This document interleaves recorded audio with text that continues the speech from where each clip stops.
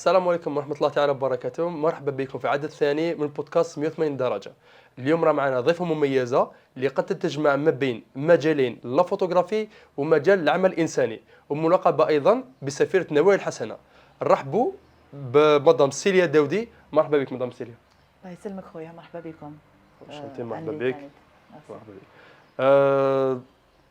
الناس بزاف دوموندات هذا اللقاء هذا، حابين يعرفوا عليك اكثر. شكون هي سيليا داودي؟ اسكو تقدر تعرف لنا بريفمون على اهم النقاط ولا المراحل اللي عرفتي فيهم في حياتك، اهم المحطات يعني قصدي. بون، معكم شابة بويرية، فوتوغراف، كما يقولوا من ذوي الاحتياجات الخاصة. هذه اسمها حبيت نأكد عليها باش نوجه ميم طون ميساج تاعي لذوي الاحتياجات الخاصة اللي كيما أنا. ذوي الاحتياجات الخاصة، عمري 31 سنة. الحمد لله. كان عندي حلم وكانوا عندي طموح، تلجأت لهم والحمد لله. هذا فضل ربي سبحانه، وصلت وين راني حابة إن شاء الله. من الطموحات وشو هو الطموحات اكزاكتومون؟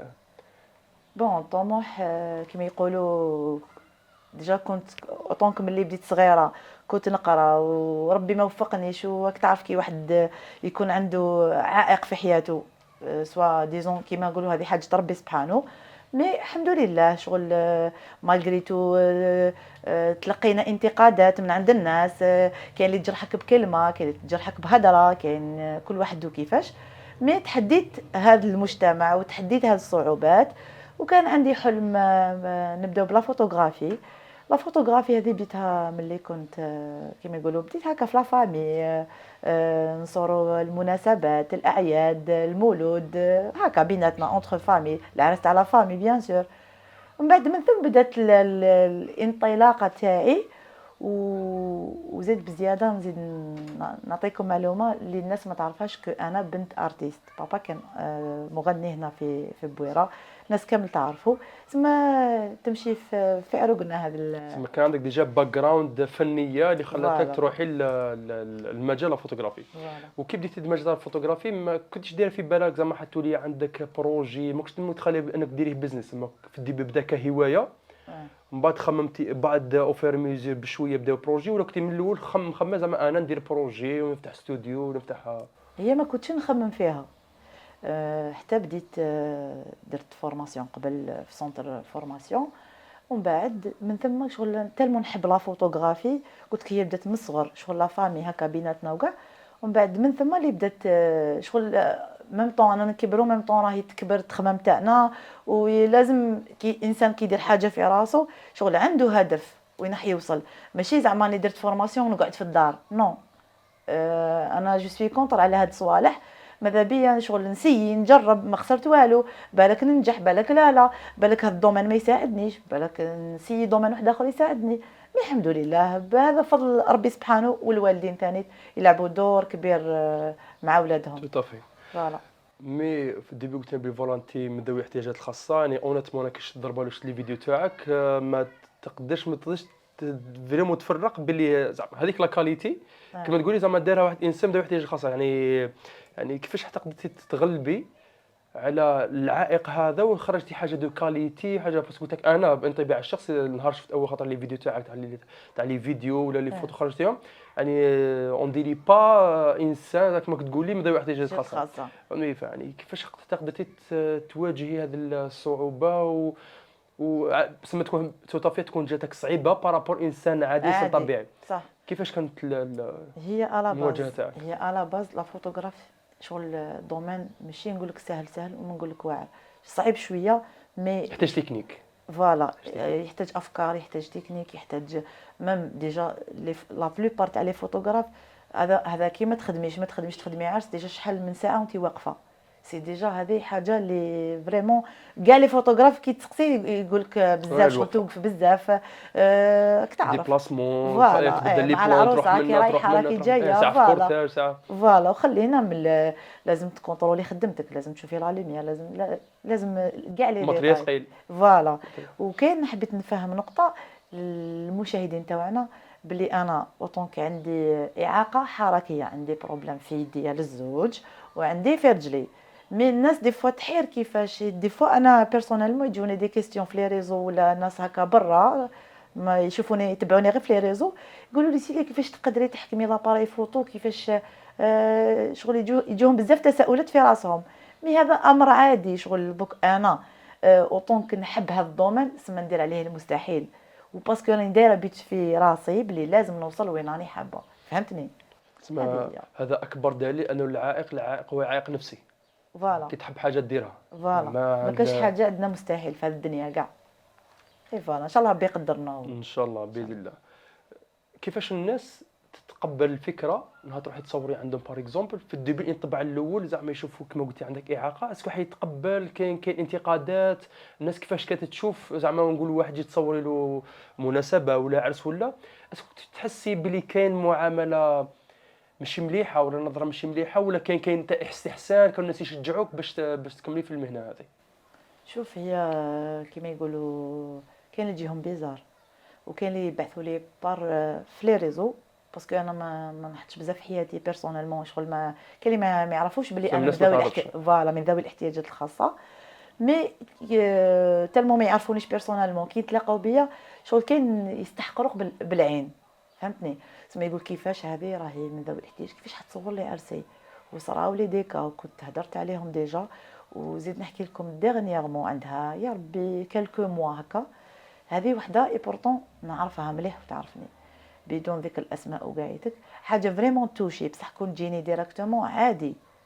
هي واش دارت؟ هي عرسها لا دات تاع عرسها، ومن بعد تفاهمت معايا وتفاهمنا وكلش وقريب لا دات وكلش، ومن بعد كي قريب عرسها نعيط لها في هذيك لا سيمين، زعما نقولوا السمانه الجايه عرسها، نعيط لها باش نكونفيرمي كيفاش لا عقد اسكو الساعه واسكو نخدموا شافطوا لي كيفاش ديتاي راك تعرف. ومن بعد المراه ولات ما تريبونديش، ومن بعد ايماجينو تخيلوا واش قالت لي، قالت لي سمحي لي انوليت لا دات تاع عرسي، راني درت اوبيراسيون. ايماجين دوك تلحقي باش تكذبي عليا، وميم طون تفولي روحك بالمرض، وميم طون باش ما شغل نجيش نصور لها باش زعما. انا برك ما نجيش نصور لها. عادي لو كان جيتي جات لي شغل بالوجه الباشوش وقالت لي اختي نورمال. بدلتك، ولا راني شفت واحده اخرى ساعدتني ما خير، ولا كاين ألف حجه وحجه تقدري تقوليها لي. بطريقه مهذبه فوالا مؤدبه كمان انا عندنا عقول ونفهموا ظروف الناس.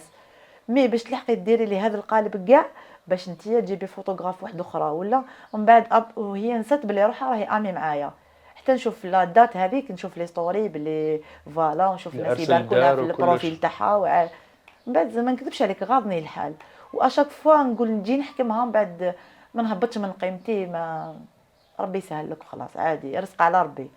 اي فوالا.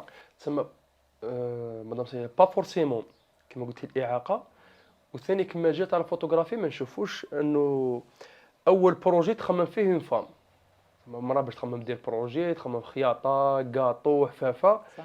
تسمى ديجا هذا اولا ما نقولوش ميتي محتكره من طرف الرجال، بصح تقدر تقول الوجهه الكبيره تاع هذه المهنه هذه تاع يتوجهها الرجال. واش هما الصعوبات ابار الاعاقه تاعك اللي لقيتيها في المجال هذا، انك باش تفتحي استوديو باش تكون الناس دير كونفيونس في اون فام، ماشي باغ اكزومبل في ان نوم يجي يصور له باغ اكزومبل الفات تاعو ولا سوال هذا؟ اسكو كاين اسكو حسيتي بلي كانك ديفيرونس بين راجل ومراه ولا با فريمون؟ شوف انا بور موا باسكو كنت ديجا بديت في لي ريزو اسما يعرفوني وكاع، وسما ما لقيتش صعوبات كبار ولا زعما فريمون هكا حاجه اللي تمنعني ما نفتحش استوديو ولا بالعكس. لقيت والديا واقفين معايا، لقيت لونطوراج تاعي اللي كاين صحاباتي لي بلو بروش ليا، تسمى ما عندي حتى ما لقيتي الدعم من الاقارب؟ الحمد لله يا ربي، ما شفتهاش انا بور موا اسمها حاجه اللي تمنعني ما نقدرش ندير هذا البروجي ولا ميم سي كيما يقول لا بلوبار اللي راهم فاتحين دي فوتوغراف ولا استوديو رجال، عادي انا بور موا ما عنديش بروبليم في هذا المشكل. ترى سما اشوف اعزائي المشاهدين انه مالغري الاعاقه وميتي كما نقولوا اكثر الناس يمتهنوها رجال، وزيد في ولايه البويره باش فام تفتح اول استوديو بروفيسيونيل، يعني يعني شابو مدام سيدي، ربي يعني يخليك، ديجا ميرسي انجاز بوكو. كبير واضافه ان شاء الله ولايه البويره. كما قلنا الاستوديو الله يبارك راه يجيب اضافه وراح يزيد يجيب اضافه لولايه البويره. كما راك تشاركي ليسباس تاعك مع دي زيتيديون ساعه يجوا يصوروا هنايا ايتو. اسكو تقدر تحكي لنا على شنو هما الاهداف اللي مازال ما وصلتهمش السيليا اتجاه الفوتوغرافي زعما اسكو هذا الاستوديو برك ولا عندك دي زوتر اوبجيكتيف ولا حابه تكبري استوديو ولا تفرانشيزي زعما تفتحي في شاك ولايه ولا شاك بلديه ولا شنو الاهداف تاعك في التكمله تاع المشروع تاعك تاع استوديو؟ بون هو البروجي تاعي واش راني حابه ندير اكزاكتومون. راني حابه نكبر البروجي تاعي، ماذا بيا نفتح بلاطو تورناج وعلاش لا في ولايتنا، وراح يزيد يمد البلوس، وميم طون نمدوا الفرص للشباب يخدموا معانا. علاش اكزاكتومون بلاطو؟ انا ماشي راني واش هو حابه باسكو الهدف؟ مادام دخلت هذا الدومين الفوتوغرافي تما حبيت نتعمق مليح، واشاك فوا زعما ميم كي درت لا فورماسيون قاعدت اشاك فوا راني شغل تلمو دومين كبير، اشاك فوا راني نطور من روحي، راهم يدخلوا عفايس جدد، راه يدخل ماتريال جديد. لما لا، وعندي طموحات والحمد لله ان شاء الله يا ربي يقدرنا ونوصلوا لهم. ان شاء الله. قبل ما نبداو التصوير تاع العدد قلت لنا بلي عندك تعاملات مع قنوات كبيره معروفه على المستوى الوطني، اسكو جاو خدموا معك هنايا ولا انت ديبلاسيتي عندهم ولا كيفاش الطبيعه تاع التعامل تاعك مع القنوات هذو؟ بون تعاملت مع عده قنوات ومع صحفيين ثاني كبار. جاو صوروا هنا في بويره؟ كاين اللي جاو صوروا هنايا، وكاين اللي رحت عندهم انا لالجي لي بلاطو تاعهم. كيما نقول كان اقبال هايل، رحبوا بيا فرحوا بيا وخدمنا وصافي. كان صحفيه حبيت نذكرها، يعني نشكرها بزاف. كنا في حصه ضياف ربي، عائشه بوزمارن، خدمت معها لمده 4 سنين وما زلنا ليومنا هذا اون كونتاكت. هي حصه خيريه كنت نفوت فيها لي فامي تاع بويره هنايا. نوجه لها جزيل الشكر عفوا. باسكو علاه كنت كل ما نصور لها عائله لازم محتاجه المعاونه هذه، ثم تقولي سيليا غدوه راني عندك هنا في بويره. والحمد لله بها وبفضل القناه وبفضل كامل الناس اللي يشاركوا في هذه المبادرات. كانت استجابه كبيره من طرف مسؤولين، من طرف ناس الخير، المحسنين. يعني نوجه لها تحيه كبيره من عندي انا. تما مام كي يجوا هنايا يجوا يتعاملوا معك في الاستوديو هذا؟ اه زعما وما دوك اللي جورناليست ولا اللي زعما واحد خاصو ايميسيون ولا او مو اه في البويره عنده ان اندروا اه بروفيسيونال وين يقدر يخدم حاجات دو كاليتي. الا قلت لك ان شاء الله يزيد يجيب اضافه لولايه البويره. ان شاء الله يا ربي. دوكا كاستيون شويه شخصيه، نعم. واش هو العرض اللي لو كنت تعطيه لك قناه ما تقدرش ترفضيه وتسمحي في البروجي تاعك؟ زعما كون تجي قناه دوكا ناخذ قناه اكس كبيره على المستوى الوطني، تجي تعرض تجيب لك كونطرا، واش في البنود تاع الكونطرا اللي على جال تقدر تسمحي في البروجي تاعك؟ واش هما زعما العرض المثالي بالنسبه لك؟ انا ديجا هذا العرض ديجا كنت هدرت عليه في قناه. ثم ديجا جاك العرض؟ لا كنت انا هدرت عليه، كنت انا حابه ندير هذا العرض. ومن بعد كي كنت معروضه في هذيك ليميسيون ديجا كنت وجهت رسالتي لمديره القناه، هي سميره تيفي، اللي نوجه لها تحيه. امراه مكافحه، شغل بدات من الزيرو ثاني ونجحت صافي بليزير نكونوا نساء مكافحات وناجحات. وكنت وجهت ميساج تاعي في ليميسيون تاعها، قلت ان شاء الله تكون عندي حصه تاعي انا، واللي هي الحصه شغل تكون ايجابيه، شغل تحفز، خاصه تحفز الناس اللي كيما انا من ذوي الاحتياجات الخاصه، ولا مام الناس عاديين نقدروا نحفزهم. باسكو دي فوا يجوني دي ميساج ثاني يقولوا لي سيليا شغل احنا رانا بصحتنا شغل ما درناش واش درتي نتيا، وسيليا شغل توجور عندك طاقه شغل رهيبه، شغل عطينا شويه بكم الطاقه تاعك. الحمد لله ماذا بيا نحفز كامل الناس، وماشي غير زعما لازم قناه ولا مام هكا الناس يبعثوا لي نحفزهم من بدون مقابل، بدون ماذا بيا نعاونوا كامل الناس. اي فوالا. مهنه الفوتوغرافي بارمي المهن الانسانيه اللي حيكون عندك دير كونتاكت، احتكاك دائم مع الناس، احتكيت مع دي كليون، الانسان المليح اللي ماشي مليح كما قلت لك، كاين اللي يشنف عليك، كاين اللي يعرف يتعامل، يعرف يتعامل مع مسؤولين. واش الحاجه الخلاصه النفسيه ولا الفائده النفسيه ديتيها من احتكاك مع الناس، من الخبرات تاعك اللي فوتيها في مجال تاع الفوتوغرافي؟ بون كيما يقولوا اللي يخدم مع الشعب لازم راح تقابل 100 و200 عقليه في النهار، تسمى لازم تساعة في الماكسيموم، لازم يكون عندك خاطر واسع باش تتعامل معاهم. سينو ما تقدرش تصبر معاهم. انا وحده دي فوا يجوني دي كا هكا، يعني شغل قد ما تفهموا راسو غالقوا ما ما يفهمش. كانش كيما يقولوا هذيك هي عقليته، والله غالب ما تقدرش زعما لازم بالسيف ولا. اي بون، كيفاش قدرتي ادابتي مع كاع العقليات؟ سي ديفيسيل.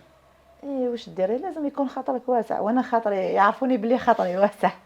سي بوغ سا اللي بالك قدرت نتعاون معاهم ولا نتاقلم معاهم. مي دي فوا كيما يقولوا ينفذ هذاك الصبر، تصبر تصبر تصبر دي فوا. كل واحد كل انسان عنده الليميت تاعو. فوالا. واش ما شاء الله هذه هي الحاجه اللي خلات تكون عندك هذاك الطابع الخيري. وحاجه اللي كما تقيسك من هاد العقليات هادو، كاين دي جون يقيسوك بالهضره. مي كيما يقولوا كيما انت عبد، مم. انا ثاني عبد، عندنا قلب نحسوا به تو. مي ان شاء الله جيسبر بيان البويره هذه تتسقم، سوا ديزوم العقليات، سوا ديزوم الخدمه، سوا ديزوم كل حاجه ان شاء الله يا ربي. وهذه هي كما قلت العقليه ولا الحاجه اللي خلاتك تكون عندك اثر وبصمه في الجانب الخيري. كما قلتي خدمتي مع عائشه بوزمارن. اسكو هذه هي الحاجه اللي بوساتك تدخلي في العمل الخيري؟ اسكو الاعاقه تاعك اللي حبيتي انت تنشري ميساج بلي فوالا مالغري اعاقه يخدم بيان، ولا انت حابه تنشري رساله بوزيتيف؟ واش حاجه اللي بوساتك باش دخلتي العمل الخيري، ولا واش هي الخلفيه اللي خلاتك تدخل العمل الخيري؟ هي كما يقولوا بصفه عامه، احنا من ذوي الاحتياجات الخاصه، شغل بالك احنا اللي نحسوا بزاف، عندنا احساس، بالك نقدر نحس بالناس كي تشوف واحده مريض تحس بالك. بالاعانه تاع الناس. فوالا. لو كان جاب لك واحد صحيح ما يديهاش كاع فيه، فهمتني. تما احنا ديجا بطبعنا حساسين، تما سي بوغ سا. والطابع الخيري بديتو ملي كنت صغيره، ملي كان عندي شغل. هي بدات كما يقولوا نعاونوا جارنا دي فوا ليلة عشاء ما عندوش، نتقاسموا مع هذيك الخبزه هذيك، باش ربي ديجا اصلا يبارك لك في هذه الامور. ومن بعد بديت دخلت في جمعيات، ومن بعد بديت نعرف كيفاش الطابع الخيري، كيفاش يخدموا، كيفاش ينظموا، كيفاش يعاونوا، كيفاش يكون الكونتاكت تاعهم مع لي فامي. تعلمت بزاف صوالح. ومن بعد كيفاش ديسيديت نجبد روحي على الجمعيات، وبديت نخدم انا وحدي. هي كما يقولوا شفت روحي انا في وسط جمعيه كنت عارفه بلي عندها اعضاء وكامل شغل الجروب هكا يخدموا كاع اونصومبل. لقيت روحي انايا ننشط ندير عفسه اللي قيس 10 رجال يديروهم. قلت وعلاش لا دوك انايا اوطونك راني قادره، شفت روحي كابابل. شغل انا كيما يقولوا في الديبي دخلت ديت الافكار، عرفت كيفاش يخدموا، كيفاش البروغرام تاعهم. ومن بعد كي لقيت روحي ننشط اكثر منهم، وليت جبت روحي، وليت وحدي نخدم وحدي في النشاط الخيري. وليت عندي دي كونتاكت مع لي فامي المحتاجين، ومع لي ريزو سوسيو ثاني. دي فامي يكونتاكتيوني عفوا، يبعثوا لي فوالا سيدي هذا يحتاج دواء، هذا يحتاج ليكوش، هذا يحتاج ما راح تتزوج، فهمتني. ثم ولات مواقع التواصل الاجتماعي شغل عاونتني بزاف، وانا كنت نديبلاسي ليهم. فما استعملتي ثانيك القوه الخارقه تاع لا فوتو.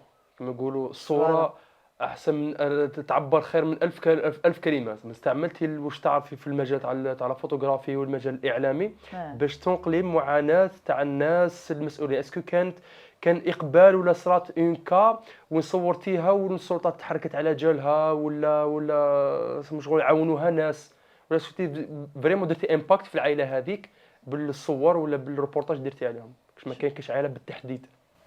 هي كما يقولوا كاين بزاف تفاعل في مواقع التواصل الاجتماعي.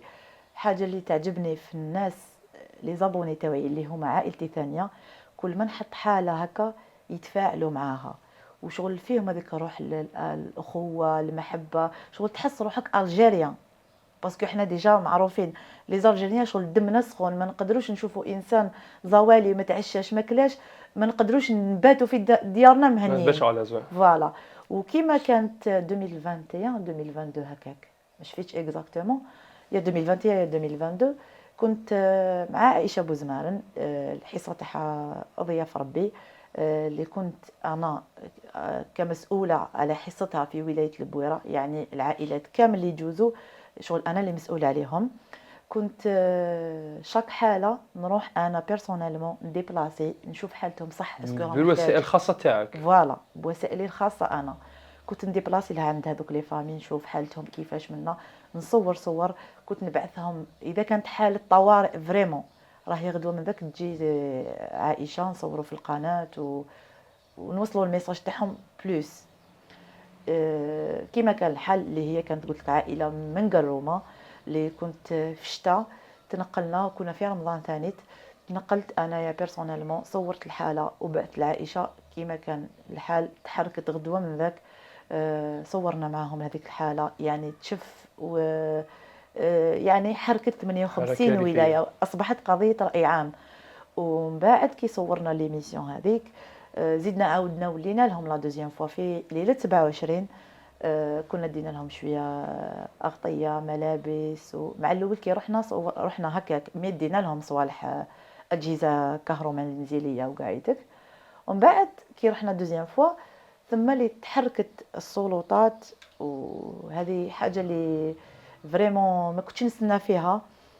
تحرك والي ولاية البويرة شخصيا في عين المكان وقال لهم كيفاش طفلة مواطنة جزائرية لحقت للمكان هذا باسكو مكان ما تقدرش تيماجينيا لو كان نعاود شويه مكان غير هما وربي سبحانه.